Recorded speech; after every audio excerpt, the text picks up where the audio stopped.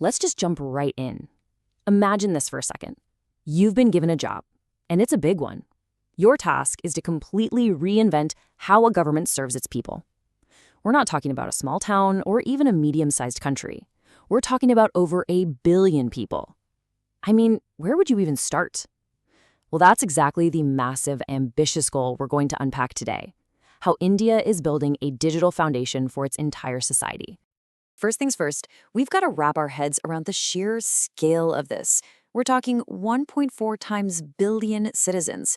To put that in perspective, that's more than the entire population of North America and Europe combined.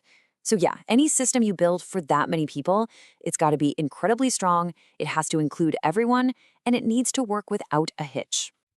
And that really brings us to the core question, right? How on earth do you build a government that actually works for everyone?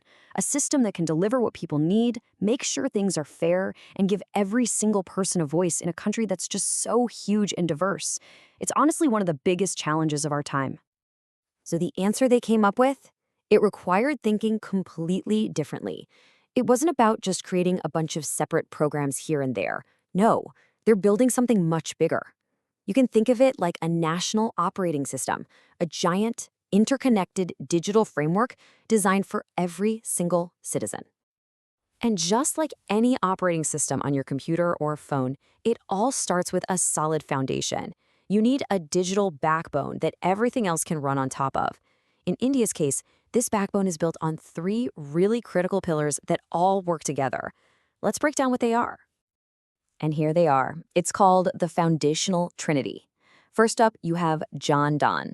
This was a massive push for financial inclusion, bringing hundreds of millions of people into the formal banking system for the first time. Then you have Aadhaar, a unique digital ID for basically every citizen. And the third piece of the puzzle? Mobile phones, specifically widespread access to them. You put those 3 things together, a bank account, a digital ID, and a phone, and bam. You've just created a powerful launchpad to get services directly to people wherever they are. And once you have that foundation, that's when the really cool stuff starts to happen. It allows for incredible innovation.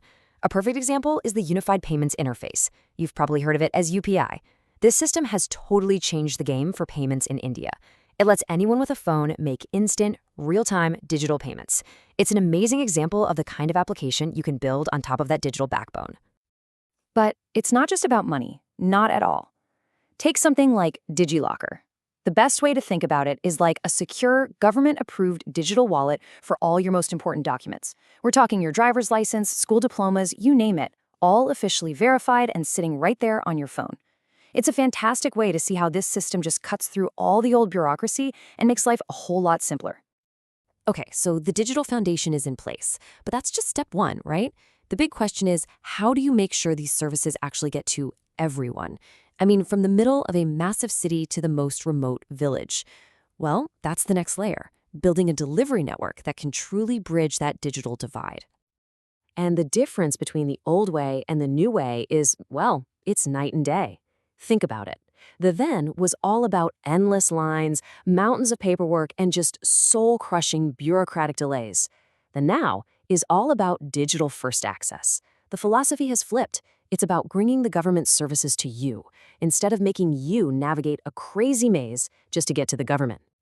And this isn't just some high-level idea. It's happening on the ground. You've got these common service centers that act like digital hubs in rural villages, helping people get online and access services. You have portals like eGram Swaraj that are digitizing how local villages are run. And in the cities, you see smart city projects that are making everything from paying your bills to using public transport way smoother. It's a really smart hybrid approach, mixing the physical and digital to make sure nobody gets left out. All right, so we've got the foundation, we've got the delivery network, but here's the most important part. What does this all actually mean for the average person? This is where all that tech and infrastructure turns into real, tangible benefits that are improving the quality of life for millions and millions of people. Let's start with healthcare. There's a scheme called Ayushman Bharat, and it's one of the largest government-funded health insurance programs on the planet. For hundreds of millions of people, it's a critical safety net that helps cover hospital bills and major medical costs. And the whole thing is delivered and managed through this new digital system. How about a home for every family? There's a program for that too, the Pradhan Mantri Awas Yojana.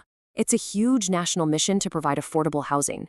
The system helps figure out who's eligible and sends financial help directly to them, which has helped build millions of new homes all across the country. And for livelihood security, you have something called MGNREG. It's a really important safety net that guarantees employment for rural families. Now, by plugging this into the digital infrastructure, wages can be paid directly into people's bank accounts. What does that do? It slashes delays and cuts down on the chances for corruption. It's a game changer. It's not just about basic needs either. The system is also empowering people through education and knowledge. You've got these amazing digital platforms, Diksho for schools and Swayam for university-level courses. They're making learning and skill building accessible to literally anyone, anywhere, opening up so many new doors for people. Okay, but think about this. A system that just pushes out services is really just a one-way street. To be truly great, a system also has to listen. And that brings us to the final, and you could argue the most crucial piece of this whole puzzle, making sure there's accountability and a way for citizens to give feedback. So how do you do that? Well, you create dedicated channels for people to make their voices heard. There's a central online portal called CPGRMs, where you can file a complaint about pretty much anything. Individual states have their own versions too. And then you have specialized offices, kind of like referees, for specific sectors like banking or insurance to keep everyone accountable. And that is the key, that feedback loop. It's what turns this whole thing from just a delivery machine into a living, breathing, responsive model of governance. It's the final piece that guarantees the entire structure is truly built for and around the citizens it serves. When you boil it all down, it comes back to this one powerful idea. This isn't just about being more efficient or making things faster. The real goal, the ultimate mission here, is to build a system of governance that is, at its very core, citizen-centric. And that leaves us with a pretty big question to think about. As this huge national operating system keeps growing and evolving, what does this mean for the future of how governments work? Not just in India, but everywhere. What happens when you actually try to build a system that's designed from the ground up for everyone?